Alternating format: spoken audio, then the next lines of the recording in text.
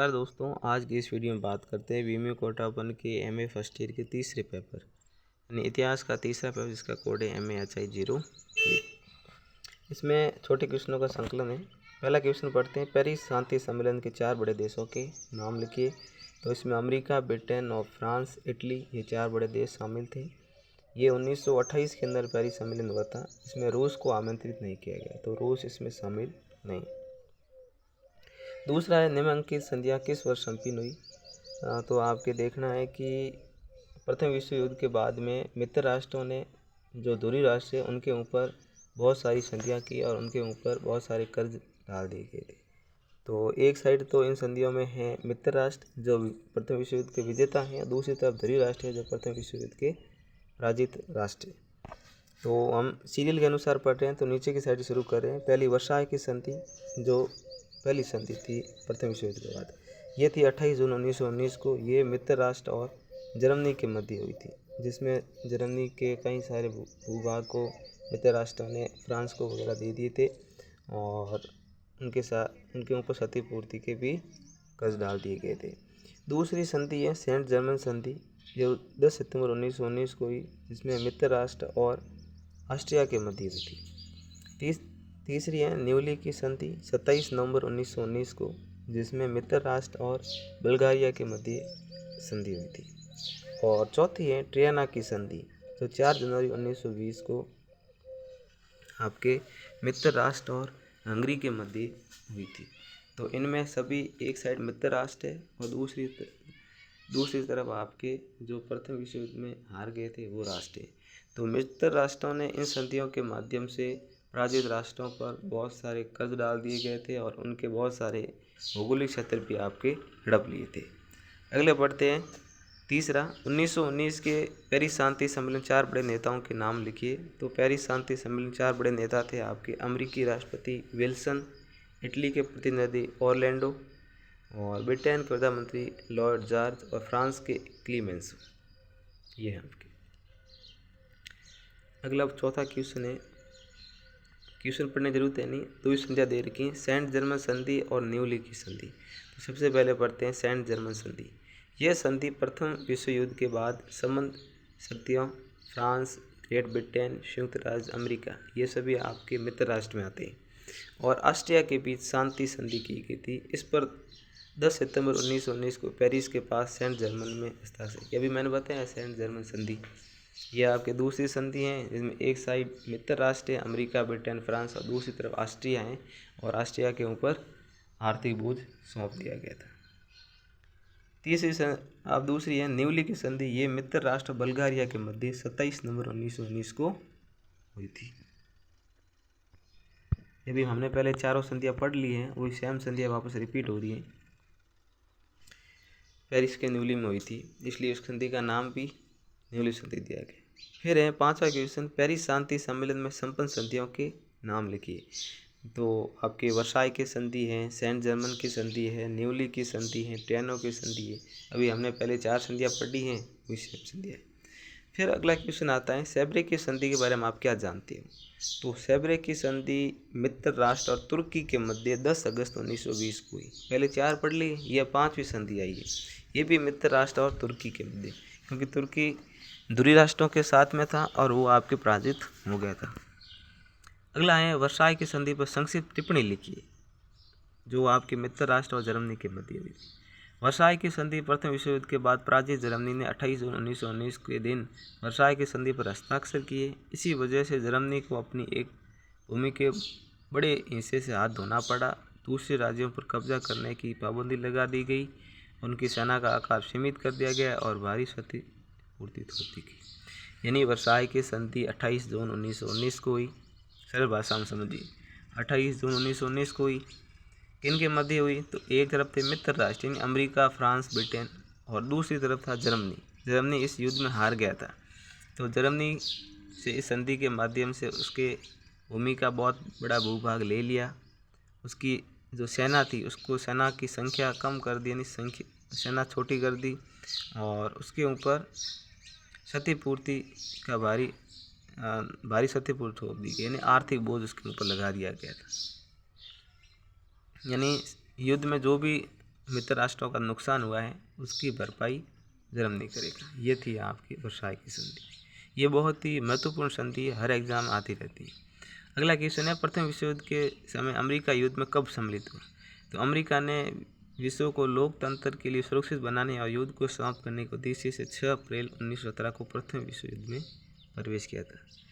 6 अप्रैल 1917 को अमेरिका प्रथम विश्व युद्ध में आया या उसने 6 अप्रैल 1917 को प्रवेश किया, क्योंकि जर्मनी ने उसके व्यापारिक जहाज़ों और नागरिक जो जहाज उनको उन पर हमला कर दिया था, इसलिए अमेरिका प्रथम विश्व युद्ध में आया।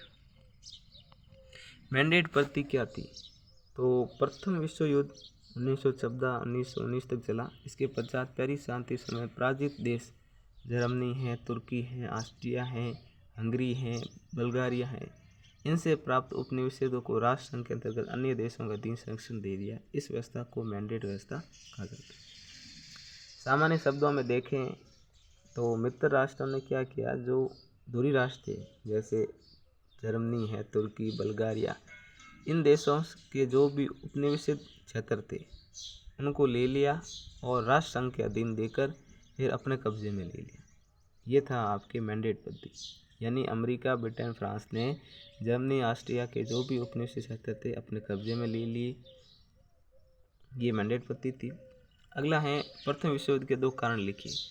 तो प्रथम विश्व युद्ध के 2 विरोधी गुटों के विभाजन, विश्व युद्ध से पूर्व गुप्त संधियों का किया जाना, अलग अलग गुप्त संधियाँ हुई थी, विकृत राष्ट्रवाद, हथियारों की होड़, तीव्र सशस्त्रीकरण, या फिर हम दूसरा भी कह सकते हैं तात्कालिक कारण यह था कि ऑस्ट्रिया के जो उत्तराधिकारी थे उनकी हत्या सर्बिया में कर दी गई थी। ये भी प्रथम विश्व युद्ध का तात्कालिक कारण था। वर्साई की संधि कब हुई? ये तो आपको अभी बताया था, 28 जून 1919 को मित्र राष्ट्र जर्मनी के बीच हुई। इसमें कितने भाग हैं? तो 5 भाग हैं और धाराएं आपकी 439 हैं और शब्द आपके 80,000 हैं। अगले पेज में हम देखते हैं इनके। ये 15 भाग, सॉरी मैंने पहले 5 बोला, 15 भाग, 439 धाराएं और 80,000 शब्द वर्साई की संधि में थे। अब वापस सेम क्वेश्चन रिपीट हो रहा है कि प्रथम विश्व युद्ध के दौरान अमेरिका युद्ध में कब सम्मिलित हुआ? तो प्रथम विश्व युद्ध के समय जर्मनी द्वारा अमेरिकी व्यापारी जहाज लुसातानिया नामक यात्री जहाज को डुबो दिया था।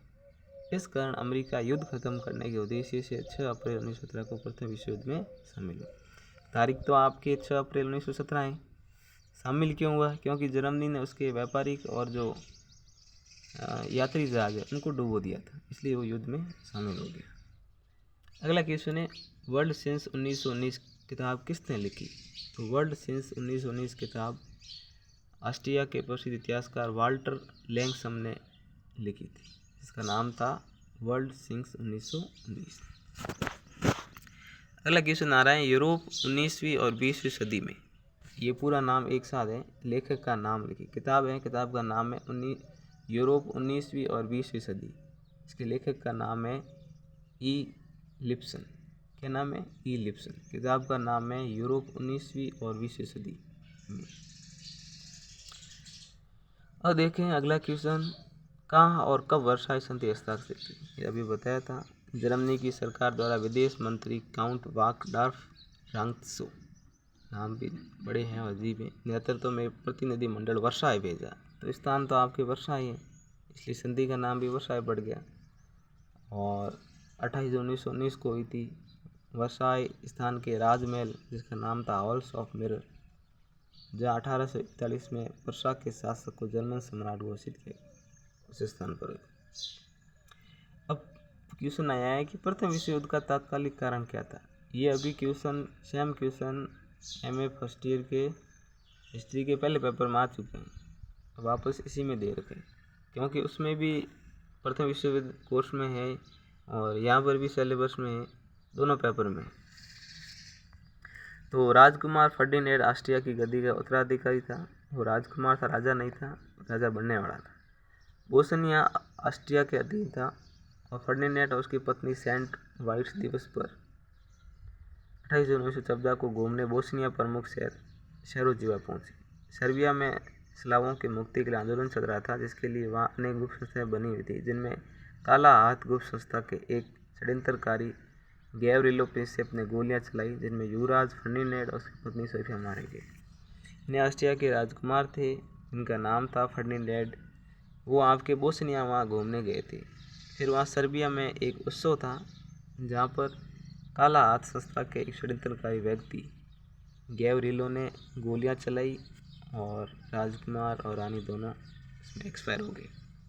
उसके बाद 1 महीने के भीतर ये युद्ध शुरू हो गया था। तो तत्कालिक कारण तो ये था, और बड़ा कारण देखें तो सब राष्ट्र अपने एक दूसरे की सशस्त्रीकरण में होड़ में थे, एक दूसरे को पराजित करना चाहते थे। ये लोसानो की संधि कब हुई? तो लोसानो की संधि 24 जुलाई 1923 को हुई। अगला इकाई देखते हैं। निःशस्त्रीकरण से आप क्या समझते हैं? तो निःशस्त्रीकरण का अर्थ है कि विनाशकारी हथियार और अस्त्र शस्त्रों के उत्पादन पर रोक लगाना और उपलब्ध विनाशकारी हथियारों को नष्ट करना। यानी नए जो विनाशकारी हथियार है उनका उत्पादन नहीं होना चाहिए और जो भी उपलब्ध है उनको नष्ट करना है। ये होता है निःशस्त्रीकरण। अब अगला देखते हैं क्वेश्चन क्या है। The general theory of employment, investment, interest and money नामक पुस्तक किसने लिखी? तो ये पुस्तक आपके J.M. किन्स ने लिखी। किसने लिखी? J.M. किन्स ने। पुस्तक का नाम है the general theory of employment, interest and money. अगला है निःशस्त्रीकरण की दिशा में राष्ट्र संघ द्वारा प्रयत्न किया गया है। तो राष्ट्र संघ के द्वारा आपके 1920 में स्थायी सलाहकार कमीशन बनाया गया और 21 में अस्थायी मिश्रित कमीशन, 23 के लिए आपसी सहयोग की संधि मसौदा तैयार की गई।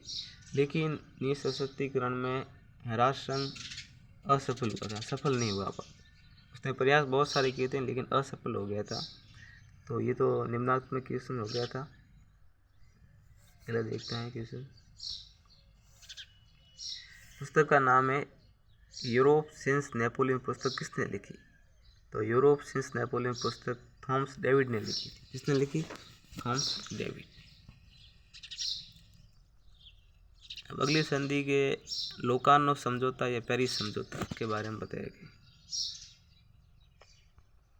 तो ये बहुत बड़ा दे रखा है, तो आपको बता दें कि सरल भाषा में कि प्रथम विश्व युद्ध के बाद में फ्रांस जर्मनी से भी सुसंगठित था। हालांकि प्रथम विश्व युद्ध के बाद मित्र राष्ट्रों के द्वारा जर्मनी पर बहुत सारी भारी क्षतिपूर्ति और बहुत सारा भौगोलिक सत्र हड़प लिया था और जर्मनी की हालत बदतर हो गई थी। फिर भी फ्रांस जर्मनी से डर रहा था क्योंकि अभी भी जर्मनी की सेना में ताकत थी। इसलिए फ्रांस अपनी सुरक्षा के लिए बहुत सारे सम्मेलन करता रहा, जिनमें पहला सम्मेलन आता है 1924 का जेनेवा सम्मेलन और 1928 का पेरिस सम्मेलन। 4 साल के गैप में 1924 का जेनेवा, 1928 का पेरिस, ये दोनों सम्मेलन फ्रांस ने राष्ट्र संघ के मध्यस्थता में किए थे। फिर इन दोनों के बीच में एक आता है 1925 के लोकार्नो आपके समझौता। ये फ्रांस ने राष्ट्र संघ के मध्यस्थता में नहीं, अपने स्वयं स्तर पर किया था। 3 सम्मेलन हो गए। स्वयं स्तर पर करने वाला था लोकार्नो समझौता जो 1925 में था, और राष्ट्र संघ की मध्यस्थता में 1924 और 1928। 24 वाला था जेनेवा और 28 वाला था पेरिस। क्यों कर रहा था फ्रांस? क्योंकि वो अपनी सुरक्षा को बढ़ावा देना चाहता था और जर्मनी से थोड़ा सशंकित थे या उसको डर लग रहा था। बाकी इसमें कुछ नहीं है, ये बड़ी भाषा थी, ये हमने पढ़ लिया, इसे हम वापस रिपीट हो रहे हैं। अगला आ रहा है क्षतिपूर्ति की समस्या को समझाइए। क्षतिपूर्ति अभी हमने पहले पढ़ा था संधियों के माध्यम। क्षतिपूर्ति करते हैं पराजित राष्ट्रों के ऊपर विजयी राष्ट्रों द्वारा क्षतिपूर्ति दावे प्राचीन काल से लादे जाते रहे हैं। विजेता राष्ट्र ने पराजित राष्ट्रों के युद्ध में हुई क्षति का मुआवजा लेने का कोई संकोच नहीं किया। यानी युद्ध के अंदर जो राष्ट्र विजय हो जाता है वो पराजित राष्ट्र के ऊपर क्षतिपूर्ति थोपता है, यानी उससे मतलब मुद्रा लेता है या उससे कोई भी अनाज धन जो भी है लेता है, वही क्षतिपूर्ति करता है। और अपने जो विजय राष्ट्र है वो अपने युद्ध में जो भी नुकसान हुआ है उस नुकसान की भरपाई जो हारा हुआ राष्ट्र है या जो पराजित राष्ट्र है उससे भरपाई करवाता है। यही आपकी क्षतिपूर्ति। यंग प्लान क्या है? तो यंग प्लान सामान्य शब्दों में देखें तो अमेरिका का वित्त विशेषज्ञ ओवन डी यंग था। उसने एक कमेटी बनाई थी और उसका अध्यक्ष भी स्वयं था, यंग डी। उसने क्षतिपूर्ति समस्या को समझा और उसके 4 माह के भीतर एक रिपोर्ट बना के क्षतिपूर्ति आयोग के सामने पेश की। तो उस वैज्ञानिक के या विशेषज्ञ नाम कर ही उस समिति का नाम यंग प्लान या यंग योजना या यंग कमेटी रख दिया गया था। अब क्षतिपूर्ति समस्या को समझा। ये समस्या यही है कि आपके जो विजेता राष्ट्र है वो आपके पराजित राष्ट्रों के ऊपर अपनी आर्थिक भरपाई करवा रहे थे। अपने नुकसान की भरपाई भी पराजित राष्ट्रों से करवाए थे। उनके भौगोलिक क्षेत्रों पर अधिकार कर लिया था। उनके महत्वपूर्ण प्रदेशों को अपने अधिकार में लेकर वहाँ से धन है, अनाज है, खनिज है, सबको अपने प्रयोग में लिया।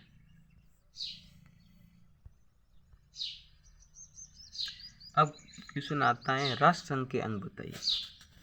अब आप इसमें थोड़ा कंफ्यूज मत होना, क्योंकि राष्ट्र संघ 1920 में बना है, जबकि संयुक्त राष्ट्र संघ 24 अक्टूबर 1945 में बना है। दोनों अलग अलग हैं। जो 1920 में बना है उसका नाम है राष्ट्र संघ, जो 10 जनवरी 1920 को बना है, और जो संयुक्त राष्ट्र संघ है वो 24 अक्टूबर 1945 को बना है।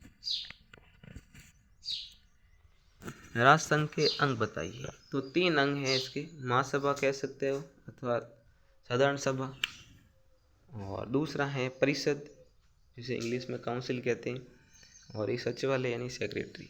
ये 3 हैं। ये 3 ही सेम अंग वापस आपके संयुक्त राष्ट्र संघ में भी दिखाई देंगे। संयुक्त राष्ट्र संघ के 6 अंग हैं और राष्ट्र संघ के 3 अंग, और तीनों ही वहीं सेम है, वहाँ पर 3 एक्स्ट्रा है। अगला है राष्ट्र संघ का निर्माण कब और किसके द्वारा किया गया। तो राष्ट्र संघ का निर्माण या स्थापना आपके 10 जनवरी 1920 को पेरिस शांति सम्मेलन में की गई थी। यानी पेरिस के अंदर शांति सम्मेलन होते रहते थे, उनमें से एक सम्मेलन के अंदर इसकी। तो राष्ट्र संघ के बारे में आप क्या जानते हैं? ये पहला विश्वव्यापी अंतर सरकारी संगठन था। कौन? राष्ट्र संघ। इसका उद्देश्य था विश्व शांति बनाए रखना, और इसकी स्थापना 10 जनवरी 1920। तो ध्यान रखना, राष्ट्र संघ की स्थापना 10 जनवरी 1920 को हुई है, जबकि संयुक्त राष्ट्र संघ की स्थापना 24 अक्टूबर 1945 को द्वितीय विश्व युद्ध के बाद हुई। तो प्रथम विश्व युद्ध के बाद में तो हुई थी राष्ट्र संघ की, और द्वितीय विश्व युद्ध के बाद हुई थी संयुक्त राष्ट्र संघ की। अब देखो आ गया नीचे की साइड क्वेश्चन कि संयुक्त राष्ट्र संघ की स्थापना कब और किसने की तथा इसका मुख्यालय क्या है। तो संयुक्त राष्ट्र संघ की स्थापना 24 अक्टूबर 1945 को अमेरिकी राष्ट्रपति रूजवेल्ट, इंग्लैंड के प्रधानमंत्री चर्चिल, रूस के नेता स्टालिन ने की थी, और इसका मुख्यालय आपके न्यूयॉर्क में। तो मुख्यालय संयुक्त राष्ट्र संघ का न्यूयॉर्क में है। स्थापना इसकी 24 अक्टूबर 1945। ये प्रश्न तो बहुत सारे कंपटीशन एग्जाम में भी आ रखा है, संयुक्त राष्ट्र संघ की स्थापना।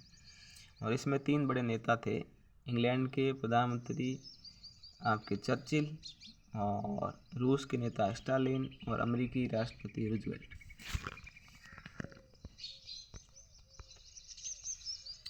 अब यह राष्ट्र संघ की असफलता जो 1920 में बना था, उसकी असफलता कारण क्या थे। तो राष्ट्र संघ में अपने हितों के कारण संयुक्त राज्य अमेरिका का असहयोग। तो राष्ट्र संघ को अमेरिका कम सपोर्ट करता था, क्योंकि वो अपने निजी लालच में था अमेरिका। दूसरा है प्रथम विश्व युद्ध के बाद में जो सारे आर्थिक या क्षतिपूर्ति थोपी गई थी जर्मनी, इटली पर, तो जर्मनी और इटली तानाशाहों के रूप में इन देशों का उदय होने लगा। और प्रथम विश्व युद्ध के बाद में बनी स्थिति को पूर्णतः न सुलझा पाना, यानी राष्ट्र संघ सुलझाने या समझौते कराने में थोड़ा असफल रहा। और राष्ट्र संघ का संविधान भी दोषपूर्ण था।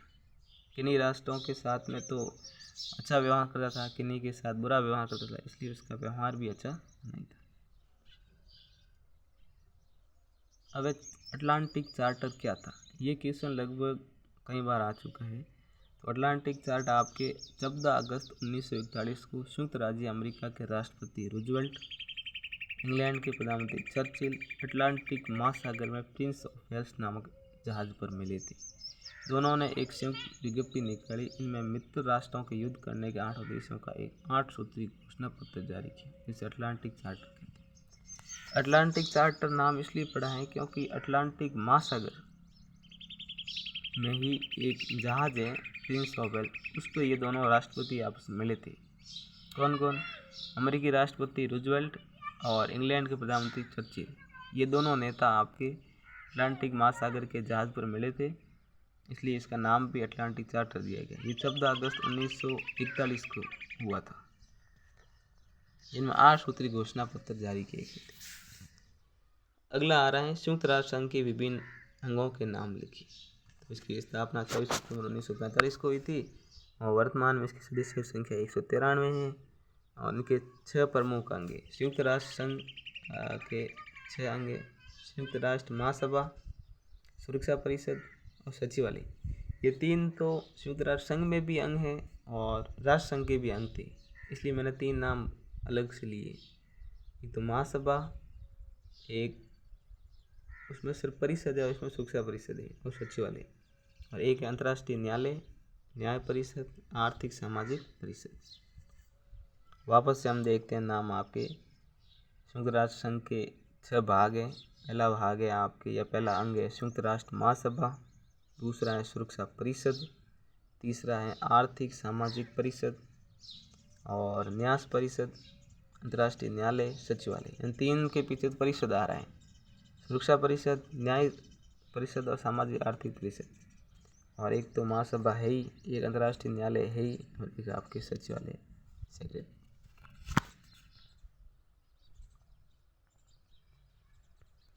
अगला क्वेश्चन है 1945 के सैन फ्रांसिस्को सम्मेलन का महत्व बताइए। तो सैन फ्रांसिस्को सम्मेलन ये मूल रूप से मित्र देशों की शक्तियों के साथ हस्ताक्षर किए 1945 द्वितीय विश्व युद्ध के बाद जापान के लिए एक शांति की रणनीति। तो सैन फ्रांसिस्को आपके 1945 समझौता हुआ मित्र राष्ट्रों के द्वारा किया गया। अमेरिका है, फ्रांस है, ब्रिटेन है, इनके द्वारा। किस वर्ष और किस सम्मेलन में संयुक्त राष्ट्र संघ का अस्तित्व आया? यानी संयुक्त राष्ट्र संघ, तो अमेरिका के सैन फ्रांसिस्को में अंतर्राष्ट्रीय संस्थाओं का संयुक्त राष्ट्र सम्मेलन हुआ था और संयुक्त राष्ट्र संघ की स्थापना 24 अक्टूबर 1945 को संयुक्त राष्ट्र अधिकार पत्र 50 देश हस्ताक्षर। यानी जो फ्रांसिस्को सम्मेलन था, उस सम्मेलन में ही संयुक्त राष्ट्र संघ का उदय या फिर उसकी स्थापना 24 अक्टूबर 1945 को हुई। तो सैन फ्रांसिस्को सम्मेलन भी 1945 है और राष्ट्र संघ की जो संयुक्त राष्ट्र संघ इसकी स्थापना भी 24 अक्टूबर 1945। यानी उस सम्मेलन में ही आए विभिन्न नेताओं ने इसकी स्थापना की थी। अब हिटलर का जन्म स्थान बताइए और जन्म वर्ष किस वर्ष आपको बताना है। तो हिटलर का जन्म 20 अप्रैल 1889 यानी 1889 को हुआ था और बार्नो आम इन ऑस्ट्रिया हंगरी, जो वर्तमान में ऑस्ट्रिया में ही हुआ था। और हिटलर को नाजीवाद का जनक भी कहा जाता है। तो छोटा क्वेश्चन आ सकता है कि नाजीवाद का जनक कौन है? तो नाजीवाद का जनक हिटलर है और हिटलर का जन्म 20 अप्रैल 1889। स्थान है ब्रानो आम इन, जो आपके ऑस्ट्रिया देश में। अब हिटलर की जो नाजीवाद है उसको परिभाषित करना है। तो नाजीवाद जर्मन तानाशाह एडोल्फ हिटलर का पूरा नाम क्या है? एडोल्फ हिटलर की विचारधारा थी। तो नाजीवाद किसकी विचारधारा थी? हिटलर की थी। ये विचारधारा सरकार और आम जन के बीच एक नए रिश्ते के पक्ष में थी। इसके अनुसार सरकार की हर योजना में पहल हो, परंतु फिर वह योजना जनता समाज की भागीदारी से चले। कट्टर जर्मन राष्ट्रवाद, देश प्रेम, विदेशी विरोधी, आर्य और जर्मन हित इस विचारधारा के मूल अंग हैं। यानी नाजीवाद का जनक हिटलर है। उसके अंग क्या थे? तो नाजीवाद में एक तो था कि आप कट्टर जर्मन हो, यानी जर्मन के प्रति आप जर्मनी देश के प्रति पूर्ण समर्पित हो। राष्ट्रवाद यानी राष्ट्र को सबसे पहले रखना है। देश प्रेम, देश को प्रेम करने वाला। विदेशी विरोधी यानी विदेशी ताकतों का विरोध करने वाला। आर्य और जर्मन के हित में काम करने वाला। ये सभी नाजीवाद के अंग थे। अब प्रश्न आता है हिटलर की प्रसिद्ध पुस्तक का नाम बताइए। तो नाजीवाद की बाइबल, नाजीवाद एक विचारधारा है, उसकी बाइबल हम कह सकते हैं, इसे एक उपनाम है। नाजीवाद की बाइबल मेरा संघर्ष। तो पुस्तक का नाम क्या है? मेरा संघर्ष। इंग्लिश में कह सकते हैं मैन कैम्प। क्या कह सकते हैं? इंग्लिश में नाम तो है मैन कैफ और हिंदी में मेरा संघर्ष। इसकी रचना हिटलर ने की थी, वो भी अपने कारावास 1923-1928 के समय में, और ये हिटलर की आत्मकथा है। नाम है मेरा संघर्ष मैन कैफ, जिसे आप इस पुस्तक को नाजीवाद का या नाजीवाद की बाइबल भी कहते हैं। और चौथा क्वेश्चन है, नाजीवाद के उत्कर्ष के दो कोई कारण लिखिए। तो वर्साय की संधि का जर्मनी का अपमान, यानी नाजीवाद क्यों उत्पन्न हुआ या नाजीवाद का उदय क्यों हुआ। तो पहला कारण तो है कि जो वर्साय की संधि हुई थी जर्मनी और मित्र राष्ट्रों के बीच में 1919 में, उस संधि में जर्मनी का बहुत सारा अपमान किया गया। उसके ऊपर क्षतिपूर्ति और अपने युद्धों की भरपाई, भौगोलिक क्षेत्र को मित्र राष्ट्र हड़पना, एक तो ये कारण था। दूसरा, 1929 और 32 के बीच में जर्मनी की महामंदी चल रही थी, वाइमर गणतंत्र के प्रति असंतोष था, साम्यवाद का भय था और हिटलर का आकर्षक व्यक्तित्व। इन सभी कारणों से जर्मनी के अंदर नाजीवाद का उदय हुआ या नाजीवाद उत्पन्न हुआ। मैन कैम्फ किसकी पुस्तक है? तो मैन कैम्फ यानी मेरा संघर्ष हिटलर की पुस्तक है। जर्मनी ने राष्ट्र संघ की सदस्यता क्यों और कब त्यागी? फ्रांस द्वारा निःशस्त्रीकरण के पालन के प्रस्ताव का विरोध किया गया, इसलिए जर्मनी ने 14 अक्टूबर 1933 सदस्यता त्याग दी। भाई देखो, जो जिन मित्र राष्ट्रों ने राष्ट्र संघ की स्थापना की थी, उनके नियम बनाए थे, वो खुद तो पालन कर नहीं रहे थे, वो तो सशक्तिकरण की होड़ में थे और दूसरे राष्ट्रों पर नियम थोप रहे थे। तो जर्मनी में भी इस राष्ट्र संघ की सदस्यता त्याग दी।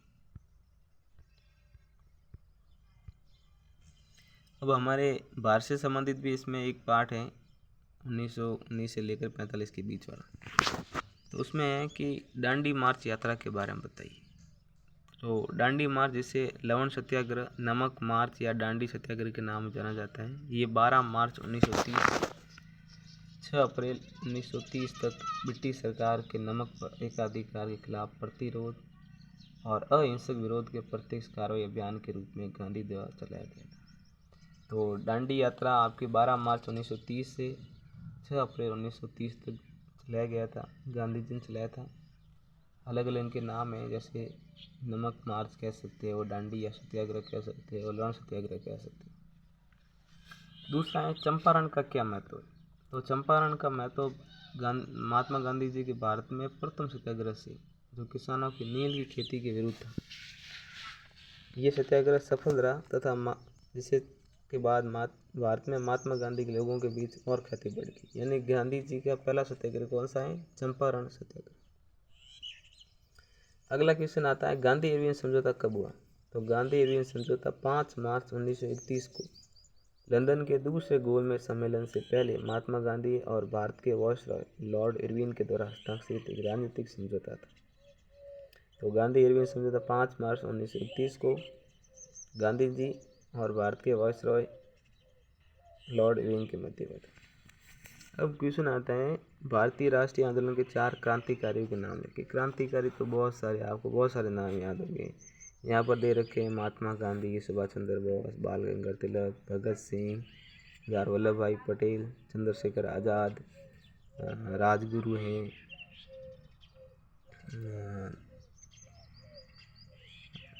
बहुत सारे नाम हैं, लाला लाजपत राय हैं और तात्या तोपे हैं, रानी लक्ष्मीबाई हैं, बहुत सारे नाम। आप कोई भी 4 नाम या 5 नाम को लिख सकते हैं।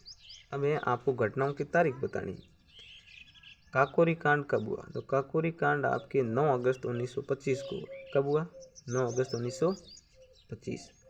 चोरा चोरी कांड 4 फरवरी 1922 को हुआ। असहयोग आंदोलन 1 अगस्त 1920 को हुआ और भारत छोड़ो आंदोलन 8 अगस्त 1942 को हुआ।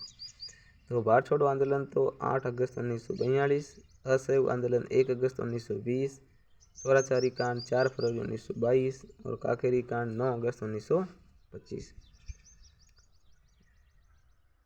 अब है गांधी जी के चंपारण का आंदोलन का वर्णन। तो चंपारण आपके बिहार का एक जिला है, वहाँ पर 1916 में सत्याग्रह किया गया था और वहाँ पर क्या था, किसानों को नील की खेती नहीं करने दी जा रही थी, गांधी जी ने वहाँ पर सत्याग्रह किया और सत्याग्रह सफल भी हुआ और ये गांधी जी का पहला सत्याग्रह था। सन 1916 की बात है, बिहार के चंपारण जिले में था। रोलेट एक्ट क्या है? तो रोलेट एक्ट 1919 में काला कानून भी कहा जाता है। इससे ब्रिटिश सरकार को यह अधिकार प्राप्त हो गया था कि वो किसी भी भारतीय पर अदालत में बिना मुकदमा चलाए उसे जेल में बंद कर सके। इस कानून के तहत अपराधी को उसको खिलाफ मुकदमा दर्ज कराने वालों के नाम जानने का अधिकार भी समाप्त कर दिया गया था। यानी रोलेट एक्ट 1919 में आया था। इसमें ब्रिटिश सरकार ने ये कानून बनाया कि किसी भी भारतीय को बिना अदालत में पेश सीधा जेल में बंद कर सकते हैं और उसके विरुद्ध किसने मुकदमा किया ये भी दोषी को पता नहीं चलता था और बिना किसी दोष के, बिना किसी मतलब के भारतीय को पकड़ते और सीधा जेल में डाल देते थे। ये था रोलेट एक्ट। एनी बेसेंट कौन थी? तो एनी बेसेंट भारतीय राष्ट्रीय कांग्रेस की पहली महिला कांग्रेस अध्यक्ष थी और वो एक महान महिला थी जिन्होंने 1916 में होम रूल लिंग आंदोलन चलाया था। कलकत्ता के अंदर, कलकत्ता में चलाया था। और सेकेंड वर्ल्ड वार में एनी बेसेंट ने साप्ताहिक समाचार पत्र भी कॉमनवेल्थ की स्थापना की थी। ये सभी भारत छोड़ो आंदोलन।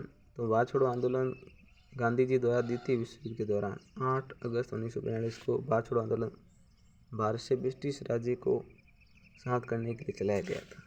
तो सेकेंड वर्ल्ड वार के समय 8 अगस्त 1942 गांधी जी ने चलाया था।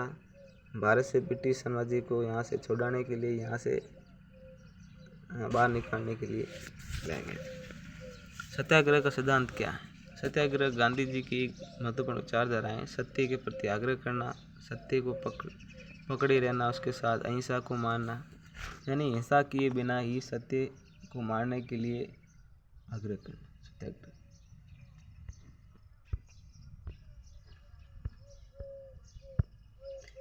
मार्क्सवाद के बारे में आप क्या जानते हैं या मार्क्सवाद को समझाइए। तो कार्ल मार्क्स की जो साम्यवादी विचारधारा ही मार्क्सवादी विचारधारा के नाम से जानी जाती है। तो कार्ल मार्क्स एक चिंतक हैं, उन चिंतक की साम्यवादी विचारधारा है और उस विचारधारा को मार्क्सवादी विचारधारा के नाम से जाना जाता है। मार्क्स एक समाजवादी विचारक थे, यथार्थ पर आधारित समाजवादी विचारक के रूप में जाने जाते हैं। अगला क्वेश्चन आता है, लेनिन की आर्थिक नीति से आप क्या समझते हैं?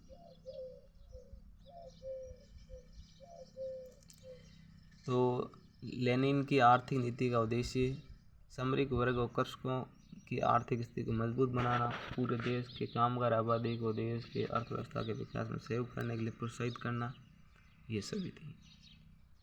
अब नाम आता है माओ से तुंग कौन था?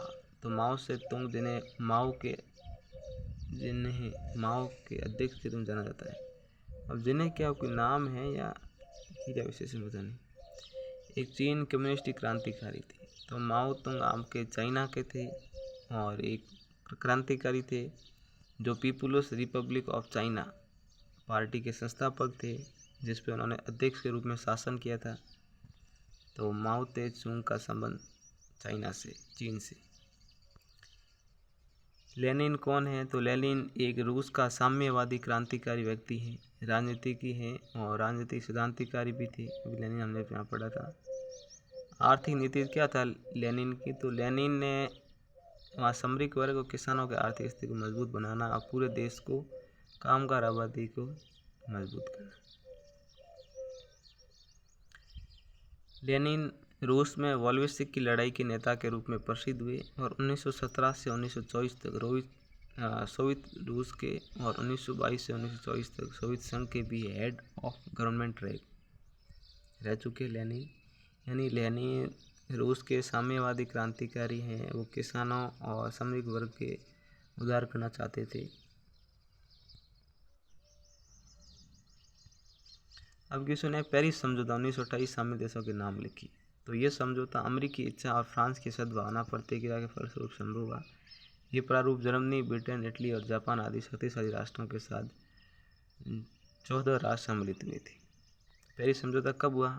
तो पेरिस समझौता को कैलोंग-बिरिया समझौता भी कहते हैं। पारस्परिक विवादों को शांतिपूर्ण ढंग से सुलझाने के लिए किया गया ये अंतर्राष्ट्रीय समझौता था, जिस पर पेरिस में 27 अगस्त 1928 को 15 देशों के प्रतिनिधियों ने हस्ताक्षर किए थे। लोकार्नो समझौता आपके 1925 में, ये मैंने बताया था ना आपको, फ्रांस ने किया था। फ्रांस ने राष्ट्र संघ के बाहर रहकर लोकार्नो समझौता किया था। जर्मनी से बचाने के लिए, अपने राष्ट्र को सुरक्षित रखने के लिए फ्रांस ने किया था, 1925 में हुआ था।